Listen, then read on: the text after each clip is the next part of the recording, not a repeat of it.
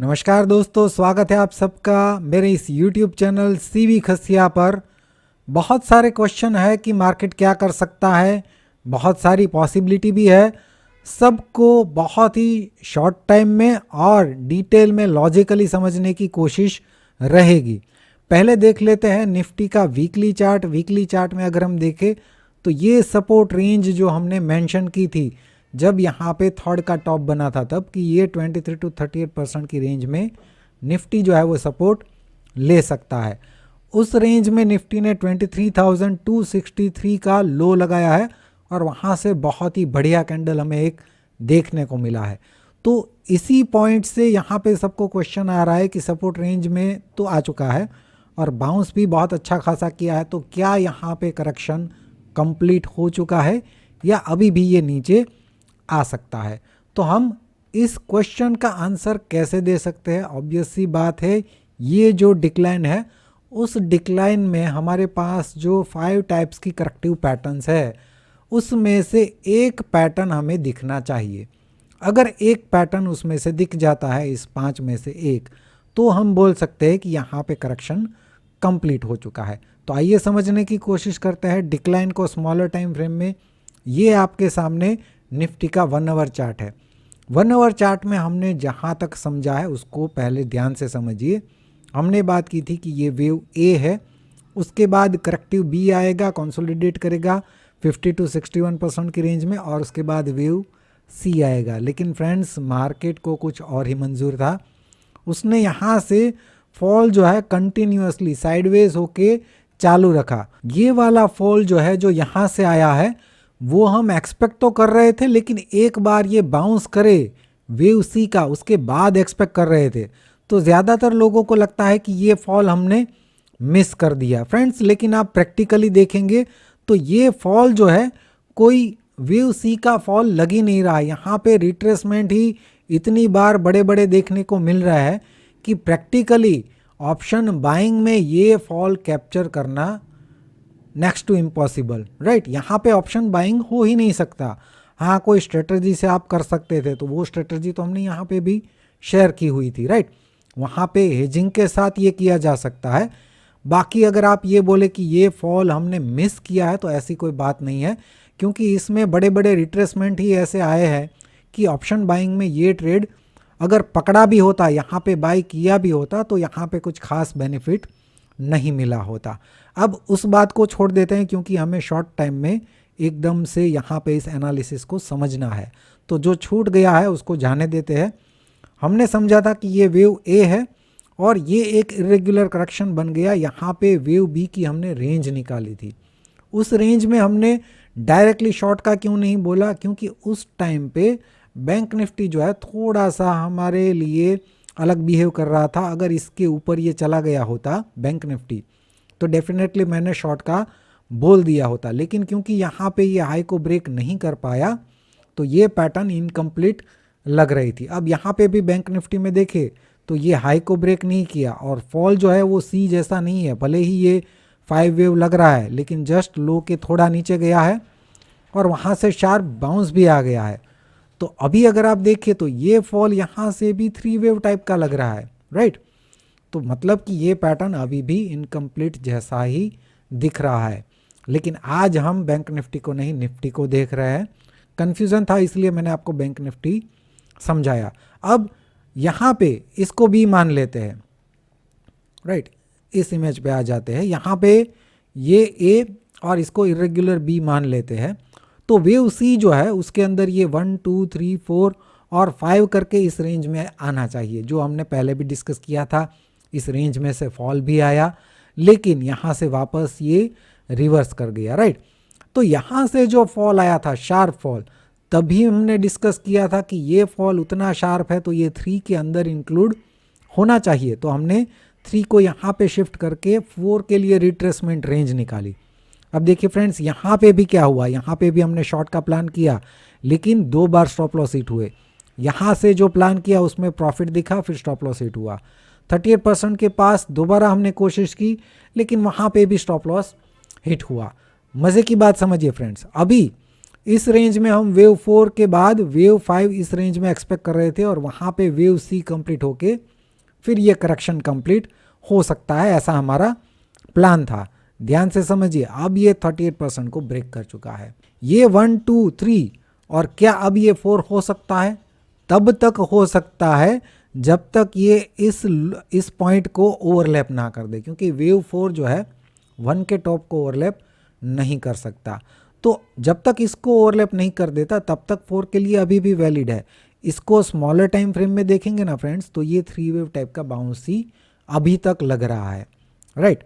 अब ध्यान से समझिए, ये जो फॉल है 1 2 3 और 4 है, तो अगर यहाँ से 5th का डिक्लाइन आता है तो ये 1 2 3 4 5 करके यहाँ तक आना चाहिए, तो उस तरीके से वेव सी कंप्लीट कर सकता है। लेकिन क्योंकि ये 38% को ब्रेक कर चुका है तो यहाँ पे टॉप पे डायरेक्टली शॉर्ट नहीं कर सकते। हमें क्या करना होगा, इसको स्मॉलर टाइम फ्रेम में देखना होगा। यहाँ से जो 3 वेव मूव है उसमें जो थर्ड वाला मूव है उसका रिट्रेसमेंट निकालना होगा 23 to 38%। क्यों 23 to 38% क्यों निकालना पड़ेगा? क्योंकि ये वेव 4 की सपोर्ट रेंज है। अगर यहाँ से इम्पल्स बाउंस स्टार्ट हुआ है तो 23 to 38% में वो करेक्टिव डिक्लाइन करेगा और वहाँ से फिर ये कंटिन्यू करेगा। लेकिन अगर ये ABC फॉल हुआ, ये ABC फॉल हुआ तो 38% को इम्पल्सिवली वो ब्रेक कर देगा। इसका मतलब कि यहाँ से जो बाउंस है उस पर फोकस करना होगा। 38% के नीचे इम्पल्सिवली ब्रेक करता है तब जाके हम मानेंगे कि ये अभी भी इसके नीचे जा सकता है, ऐसा मानेंगे, राइट। अब बात कर लेते हैं कि मान लीजिए कि वो नहीं हुआ और इसको ऊपर ही जाना है, तो क्या पॉसिबिलिटी है? क्वेश्चन आपका ये होना चाहिए, क्या पॉसिबिलिटी है कि यहीं पे करेक्शन कंप्लीट हो चुका है और मार्केट एक नया बाउंस स्टार्ट कर देगा और हाई के ऊपर जाएगा? तो उस केस में काउंटिंग क्या हो सकते हैं? उस केस में अगर ये ए, ये बी और वेव सी जो है वो 100% को अचीव किए बिना ही ऊपर जा रहा है, ऐसा क्या हो सकता है? बहुत लोगों का क्वेश्चन था कि क्या वेव सी 100% को टच किए बिना कंप्लीट हो सकता है? फ्रेंड्स, ज़्यादातर केस में मैंने देखा है कि वेव सी 100% को टच करता है।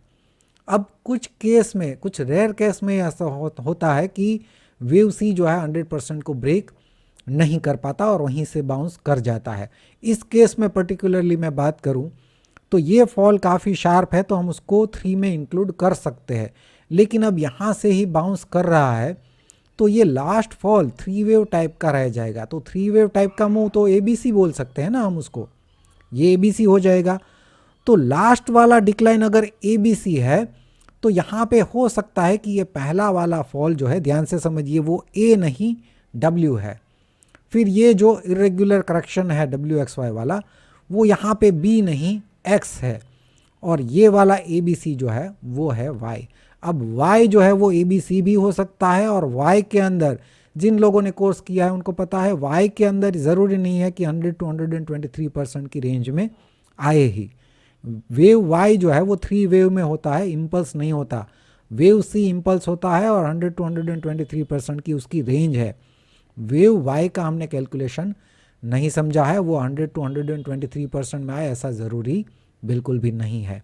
तो उस केस में ये W, X और Y हो सकता है, ये W, ये X और ये Y, तो ये कंप्लीट कर सकता है।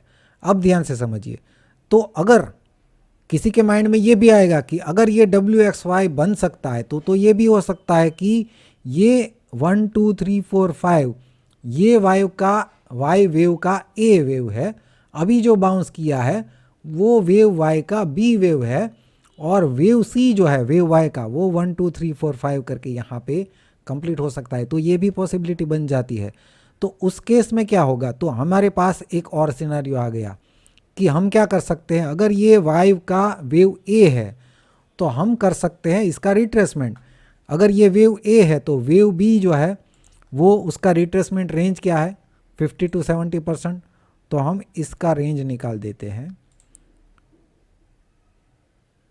50 to 70%। उसमें 50% को तो ऑलरेडी ये टच कर चुका है, ये वाला हटा देते हैं, 70% वाला ऐड कर देते हैं। तो इसका मतलब ये हुआ कि निफ्टी जो है अगर इस रेंज में 3 वेव बाउंस ही बनाता है और डिक्लाइन थर्ड वाला वेव जो है उसके 38% को ब्रेक करता है, तो यहाँ पे ए बी सी की पैटर्न बन सकती है और उस केस में ये पूरा करेक्शन जो है वो WXY हो सकता है, ये भी चांसेस है। उस केस में अगर ये ओवरलैप भी कर जाता है तो भी वैलिड है, क्योंकि अगर ये 1 2 3 4 5 इम्पल्स है तो ये वेव तो वेव बी है, वेव वाई का वेव बी, उस केस में यहाँ पे 1 2 3 4 5 वेव सी होगा। आप समझ रहे हैं?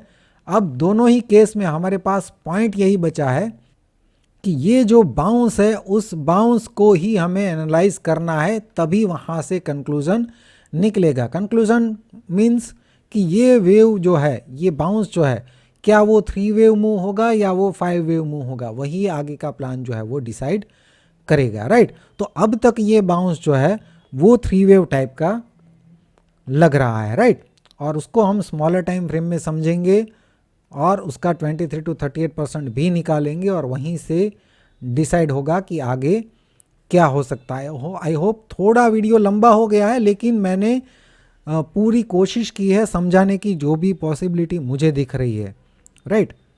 ज़रूरी नहीं है कि जो मुझे दिख रहा है वैसा ही हो, लेकिन अब तक का जो मेरा एक्सपीरियंस है, मेरा नॉलेज है, वो मैं आपके साथ शेयर कर रहा हूँ और पूरी कोशिश कर रहा हूँ कि आपको उसको लॉजिक के साथ समझा सकूँ। तो यहाँ से मैंने रिट्रेसमेंट निकाला है 23 to 38%।